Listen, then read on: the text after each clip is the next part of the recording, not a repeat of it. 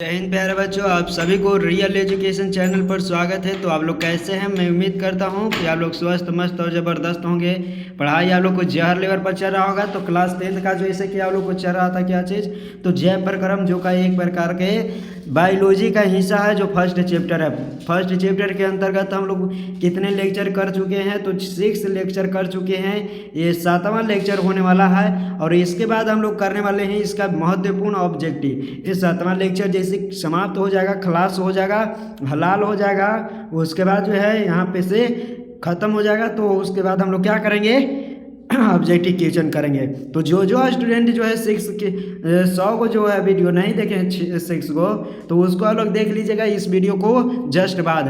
ठीक है, बारी बारी से आप लोग रोजीना देखते चलिएगा, कवर करते चलिएगा। बिल्कुल आप लोग को समझ में आ रहा होगा, मैं ऐसा उम्मीद करता हूँ। तो चलिए बिना समय को नष्ट करते हुए यहाँ पे हम लोग करने वाले हैं। जैसे कि आप लोग को बताया था कि 6 लेक्चर जो है वो क्या चीज़ बहुत ही महत्वपूर्ण होने वाला है। तो जो यहाँ पे 6 लेक्चर में ज्वाइन हुए हैं, जुड़े हैं, वो बहुत ही लकी हैं, क्योंकि यहाँ से आप लोग के 2 नंबर मिलने वाला है पक्का।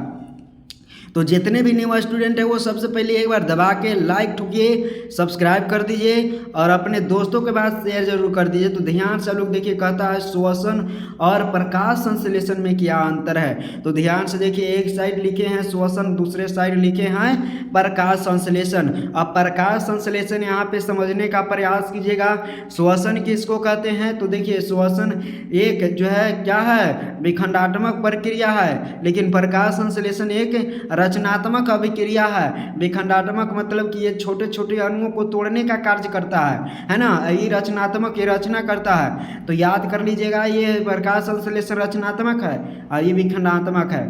नेक्स्ट है कि श्वसन में ग्लूकोज एवं ऑक्सीजन को साइट्रेट, ठीक है, सबस्ट्रेट के रूप में उपयोग करते हैं, लेकिन प्रकाश संश्लेषण में कार्बन डाइऑक्साइड एवं जल को सबस्ट्रेट के रूप में क्या करते हैं? उपयोग करते हैं। नेक्स्ट आप लोग के सामने है, श्वसन में कार्बन डाइऑक्साइड एवं जल जो है क्या होता है, वातोत्सर्ज होते हैं, अंतोत्सर्ज के रूप में बनते हैं, यानी जो है बाहर निकलते हैं। लेकिन प्रकाश संश्लेषण में ग्लूकोज एवं क्या चीज़, कार्बन डाइऑक्साइड क्या करते हैं? बनेंगे। तो याद कर लीजिएगा, ये जो है बहुत ही महत्वपूर्ण है, क्वेश्चन पूछने के बहुत ज़्यादा चांस हो जाता है। यहाँ नेक्स्ट है कि वायवीय श्वसन और अवायवीय श्वसन में अंतर लिखे। कुछ जीवों में नाम लिखे जिसमें अवायवीय श्वसन होता है। तो जीवों के भी नाम लिखना है, उसमें सबसे पहले अंतर लिखना है। तो अंतर किस प्रकार से लिखेंगे, यहाँ पे ध्यान से आप लोग देखते चलिएगा। तो ध्यान से देखिए, पहला हमारा क्वेश्चन यही कहता है कि इसमें ऑक्सीजन की आवश्यकता होती है। भाषा निशप्पा, ठीक है, या इसमें क्या होता है? ऑक्सीजन की आवश्यकता होती है, लेकिन इसमें जो है ऑक्सीजन की आवश्यकता नहीं होती है। ठीक है, यानी ऑक्सीजन की आवश्यकता नहीं होती है किसमें? तो अवायवीय श्वसन में। यहाँ पे देखिए, यहाँ पे कोशिका द्रव और माइटोकॉन्ड्रिया दोनों में होता है क्या चीज़? तो वायवीय श्वसन। लेकिन इसमें केवल कोशिका द्रव्य में होता है। किस में होता है? कोशिका द्रव्य में होता है क्या चीज़? तो अवायवीय श्वसन। इसमें अधिक ऊर्जा बनता है किसमें? जिसमें माइटोकॉन्ड्रिया पाया जाता है, यानी वायवीय श्वसन में। और इसमें कम जो है ऊर्जा यानी एनर्जी बनता है। ये भी एक प्रकार के लिख लीजिएगा। तो यहाँ पे हमारा तीसरा जो कहता है कि इस क्रिया में अंतिम जो है उत्पाद जो बनता है वो कार्बन डाइऑक्साइड और जल बनता है, लेकिन इसके अंतिम उत्पाद क्या बनते हैं? तो याद कर लीजिएगा, एथेनॉल, एल्कोहल और कार्बन डाइऑक्साइड, इथाइल एल्कोहल और कार्बन डाइऑक्साइड बनते हैं अंतिम उत्पाद। यह क्रिया सभी जीवधारियों में पाई जाती है, लेकिन यह जो है क्रिया केवल कुछ ही जीवधारियों में पाई जाती है। तो बिल्कुल याद कर लीजिएगा। ये भी बताएं कि जो है इसमें क्या होता है कि बहुत अधिक एनर्जी बनता है और इसमें बहुत कम एनर्जी बनता है ना। तो बिल्कुल याद कर लीजिएगा। नेक्स्ट प्रश्न आप लोग के सामने यहाँ पे क्या कहता है, और बिल्कुल ही आसान क्वेश्चन, और यहाँ पे VVI क्वेश्चन डाल लीजिएगा कि श्वसन एवं श्वासो, ठीक है, श्वास में क्या अंतर है? तो देखिए, इसमें निम्नलिखित अंतर है। सबसे पहले यानी है श्वास एन है और इस साइड है क्या चीज़, श्वसन। तो सबसे पहले हम लोग श्वसन, यह जैविक रासायनिक प्रक्रम है, यह भी एक प्रकार का भौतिक क्रिया है। और यहाँ इसमें ऊर्जा का निर्माण होता है, इसमें ऊर्जा का निर्माण नहीं होता है। श्वसन में ऊर्जा का निर्माण होता है नहीं, एक प्रकार के क्या है, सॉरी, श्वसन में ऊर्जा का निर्माण होता है लेकिन श्वासोश्वास में होता है नहीं, ये एक प्रकार के जो है क्रिया है। श्वासोश्वास क्या है, क्रिया है, लेकिन ये श्वसन जो है ये क्रिया तो है लेकिन इसमें ऊर्जा बनता है। यह कोशिका में संपन्न होती है और इसमें क्या होता है, फेफड़ा में। तो इसमें कोशिकाओं में जो संपन्न होता है उसे श्वसन कहते हैं, और जो फेफड़ाओं में संपन्न होती है उसे श्वासोश्वास कहते हैं, जिसको हम लोग कहते हैं सांस लेने और छोड़ने की प्रक्रिया को, है ना, श्वास लेने की और छोड़ने की प्रक्रिया को कहते हैं। तो बिल्कुल याद हो गया होगा, है ना, बिल्कुल याद हो गया होगा। अब आप लोग के सामने यहाँ पे अंतरे वाला खाली है क्वेश्चन, ये ना कि आप लोग को जो है एक क्वेश्चन की क्लास इसीलिए ले रहे हैं ताकि आप लोग को यहाँ से जरूर आप लोग को लड़े, ठीक है। इसके बाद आप लोग को जय प्रक्रम खत्म हो जाएगा। जय प्रक्रम के अंतर्गत क्या चीज़ खत्म हो जाएगा, तो आप लोग के बताए थे, क्या चीज़ बताए थे, तो परिवहन, क्या बताए थे, परिवहन खत्म होगा। उसके बाद श्वसन खत्म होगा, श्वसन खत्म होगा, है ना, श्वसन खत्म होगा, उत्सर्जन खत्म होगा, है ना, उत्सर्जन खत्म होगा।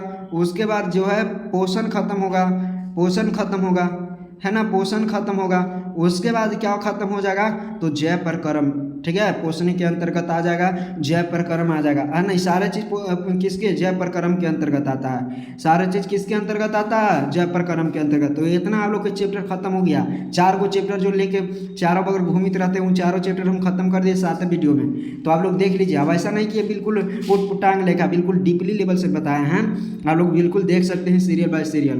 देखिए जाइलम और फ्लोएम में अंतर लिखना है, ठीक है, दोनों में पदार्थों में संवहन में 2 अंतर लिखना है। तो दोनों अंतर हम लोग किस तरह से लिखेंगे, बिल्कुल आप लोग ध्यान से देखिए। जाइलम और एक दिन लिखेंगे फ्लोएम। अब ये जाइलम, इस जो है इसकी कोशिका मृत होती है लेकिन इसकी कोशिका जीवित होती है। किसकी कोशिका, तो फ्लोएम की कोशिका, किसकी कोशिका, फ्लोएम की कोशिका क्या होती है, जीवित। किसकी कोशिका मृत होती है, जाइलम की। यह जल का संवहन करता है, ये किसका संवहन करता है, यह जल एवं घुलित खनिज लवण को संवहन करता है या स्थानांतरण करता है, यह खाद्य पदार्थों का स्थानांतरण करता है। इसका बहाव एक दिशीय होता है, इसका बहाव द्विदिशीय होता है। इसमें जो है बहाव नीचे से ऊपर होता है, इसका बहाव चारों बगल होता है। तो इस तरह से आप लोग बिल्कुल याद कर लीजिएगा जाइलम और फ्लोएम में, है ना।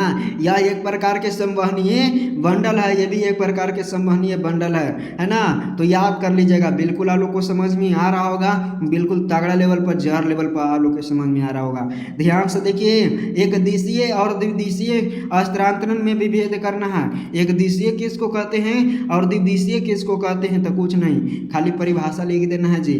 आंसर आप लोग को यहीं पर ही खाली रखल है, अब उसको याद कर लेना है। तो एक दिशीय सबसे हम पहले देखेंगे। तो पौधों में जड़ से ऊपरी भागों में की ओर, ठीक है, अभी बताएं, जड़ से, पौधों के जड़ से ऊपरी भागों में की ओर जल तथा खनिज लवणों के क्या करना का परिवहन एवं स्वतंत्र विशेष तंत्र द्वारा होता है, इसे एक दिशीय कहते हैं। तो जो जाइलम में प्रवाहित होता ना है जी, उसे एक दिशीय है, और जो फ्लोएम में प्रवाहित होता ना है वो द्विदिशीय है। तो फ्लोएम में क्या चीज़, खाद्य पदार्थ का परिवहन होता है। तो देखिए खाद्य पदार्थ के पदार्थों का स्थानांतरण पत्तियों के नीचे एवं ऊपरी की ओर क्या होता है, विशेष तंत्र यानी फ्लोएम के द्वारा होता है, इसे द्विदिशीय अंतरांतरण कहते हैं। तो जो है फ्लोएम के द्वारा स्थानांतरित होने वाले खाद्य पदार्थों को द्विदिशीय बहाव कहते हैं या द्विदिशीय स्थानांतरण कहते हैं, और जो जाइलम के माध्यम से बहाव होता है जल का उसको एक दिशीय कहते हैं। तो कितना सिंपल है कि नहीं, एकदम है बाबू वाला है दम क्वेश्चन।